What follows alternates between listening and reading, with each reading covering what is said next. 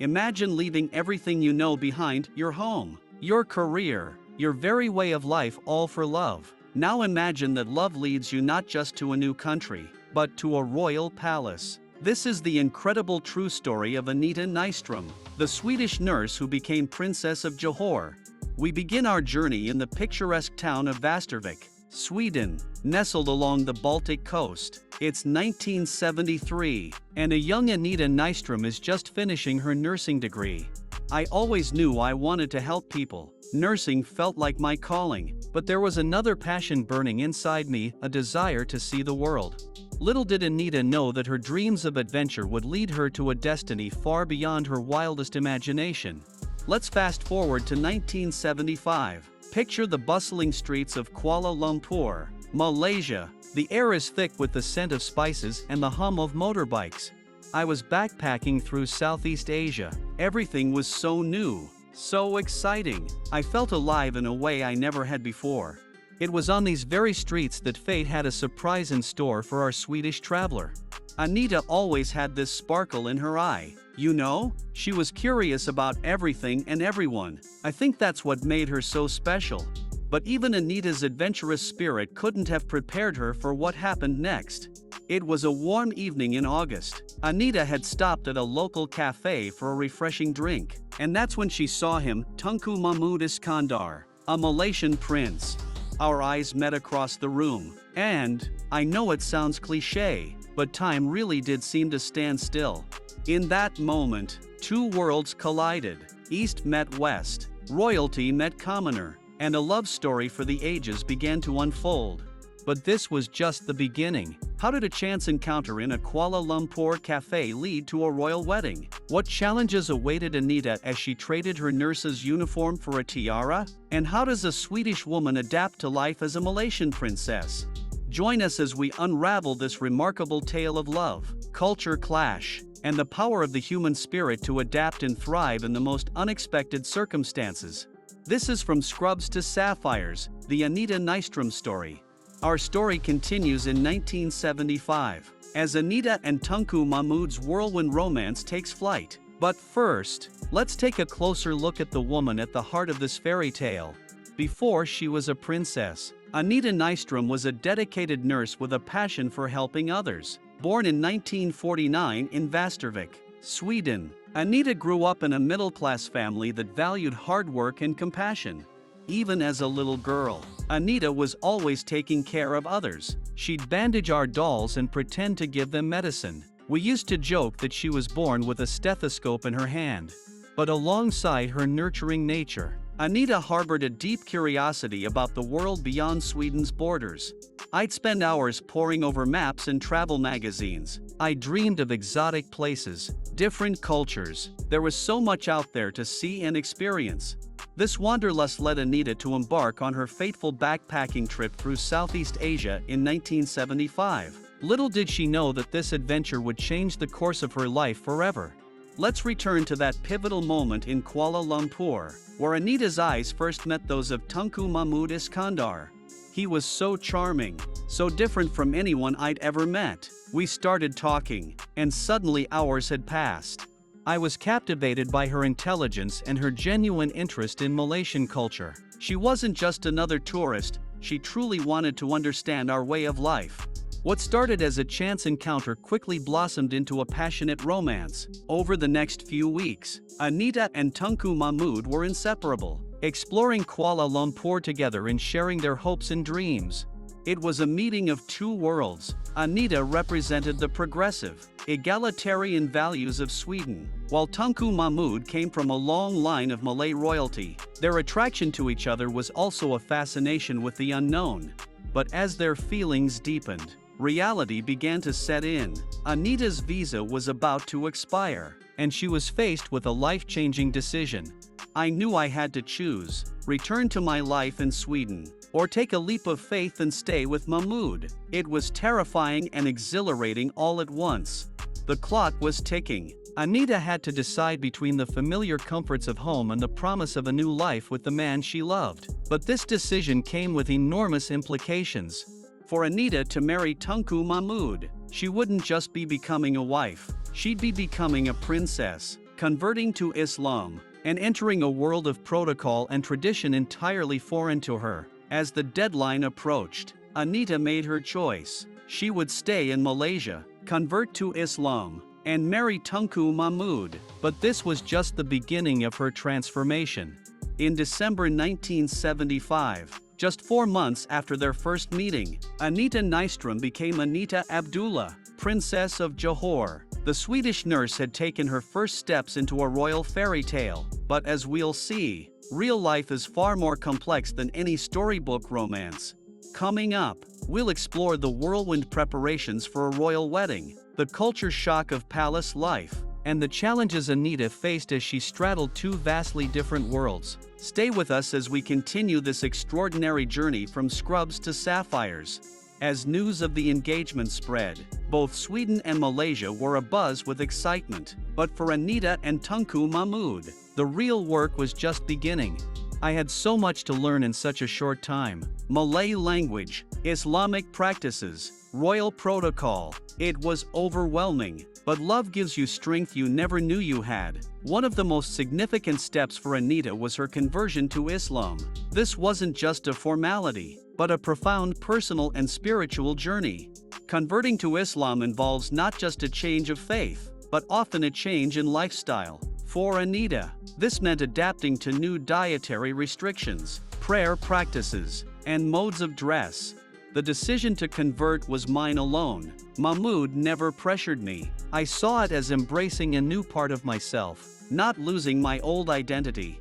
As the wedding approached, the palace was a flurry of activity. Designers worked tirelessly to create a gown that would blend Swedish elegance with Malaysian tradition. The wedding dress was a masterpiece of cultural fusion. It incorporated the silhouette of a classic Western gown, but with intricate batik patterns and beadwork reflecting Johor's heritage. To see a princess visiting rural clinics, talking to patients, it was revolutionary. She showed that royalty could be both regal and relatable. But Anita's journey wasn't without its challenges. As she grew more comfortable in her role, she also became more aware of the complexities of Malaysian politics and society. The Malaysian monarchy operates within a delicate balance of tradition and modernity. Princess Anita had to learn to navigate these waters carefully. In the 1990s, Malaysia experienced significant political and economic changes. The royal family, including Anita, had to adapt to shifting public sentiment and expectations. There were times when I felt like I was walking a tightrope, balancing tradition with progress, privacy with public duty. It was a constant challenge. Despite these challenges, Anita continued to forge her own path. She became known for her advocacy of women's rights and her efforts to promote cultural exchange between Malaysia and Sweden. Princess Anita became a vital bridge between our two countries. Her unique perspective allowed her to foster understanding and cooperation in ways traditional diplomacy couldn't match. As the new millennium approached, Anita had transformed from a wide-eyed Swedish nurse to a respected and beloved member of the Malaysian royal family. But her story was far from over. Coming up, we'll explore how Princess Anita navigated the challenges of the 21st century, including the digital age, changing family dynamics, and her ongoing efforts to make a difference in her adopted home. Stay with us as we continue this extraordinary journey of cultural adaptation and personal growth. As the world entered the 21st century, Princess Anita faced a new set of challenges. The digital age was dawning, bringing with it unprecedented scrutiny and opportunities for connection. Social media changed the game for public figures, especially royalty. Suddenly, there was pressure to be more accessible, more real to the public. At first, I was hesitant about social media. In Sweden, we value privacy, but I realized it could be a powerful tool to connect with people and showcase the real Johor. Embracing the digital age, Anita used social media to give people a glimpse into royal life while also highlighting important social causes.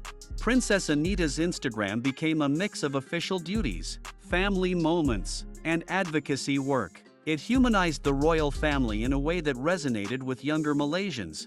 But with greater visibility came greater challenges. The princess had to navigate online criticism and the pressure to maintain a perfect image. I made a decision early on to be authentic online. Yes, I'm a princess, but I'm also a mother, a former nurse, an immigrant. I wanted to show all those sides of me. As Anita's children grew into adults, she faced the bittersweet reality of watching them forge their own paths. Empty nest syndrome can be particularly complex for royal families. There's the personal aspect of children leaving home, but also the public aspect of how they'll represent the family. In 2003, Anita's eldest son, Tunku Idris, left for university in Australia. It was a proud moment, but also a reminder of the cultural balancing act her children faced. Watching my children navigate both their Malaysian and Swedish heritage as adults, it's been fascinating. They each approach it differently, but I see elements of both cultures in them. The 2010s brought personal tragedy to the royal family. In 2015, Anita's second son, Tunku Abdul Jalil, passed away after a battle with liver cancer. Losing a child, it's a pain I wouldn't wish on anyone. But the outpouring of support from the people of Johor reminded me how much this country had become my home.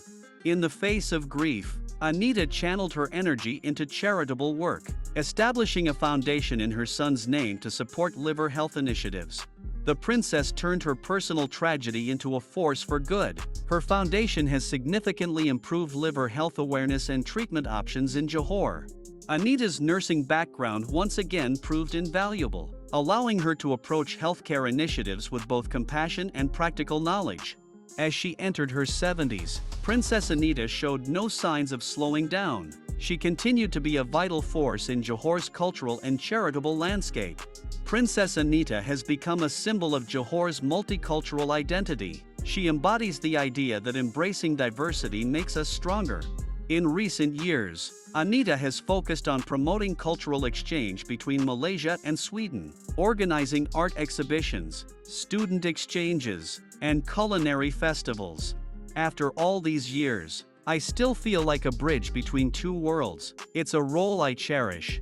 As we near the end of our journey through Princess Anita's remarkable life, we're left with a story that transcends fairy tales. It's a story of adaptability, resilience, and the power of love to transform not just a person, but entire communities.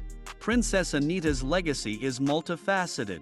She modernized the role of royalty in Johor, championed important causes, and served as a living bridge between cultures.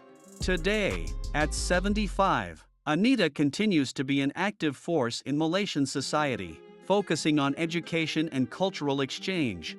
Looking back, I'm amazed at the journey. From a small town in Sweden to a palace in Johor, life has a way of surprising you. Her story offers valuable lessons for our globalized world. Sociologists interview Princess Anita's life shows us that cultural adaptation doesn't mean losing oneself. It's about growth, adding new layers to your identity. As for the future of monarchy, Anita remains optimistic but pragmatic. The role of royalty is evolving. It's about service, about using your position to improve people's lives. That's the legacy I hope to leave. From nurse to princess, from Sweden to Malaysia, Anita Nystrom's journey reminds us that love, courage, and an open heart can bridge the widest of divides. As we leave Princess Anita, still vibrant and engaged in her adopted home, we're reminded that the greatest fairy tales aren't about magical transformations, but about the magic within us, the power to adapt, to love, and to find home in the most unexpected places. Life is an adventure. Sometimes you find your true self by leaving everything you know behind. My advice? Be curious, be kind, and always be open to love. It might just lead you to your own fairy tale. Hit that subscribe button now and press on the video now popping on your screen. I am sure you will love it. Don't forget to leave a like on this video and see you there.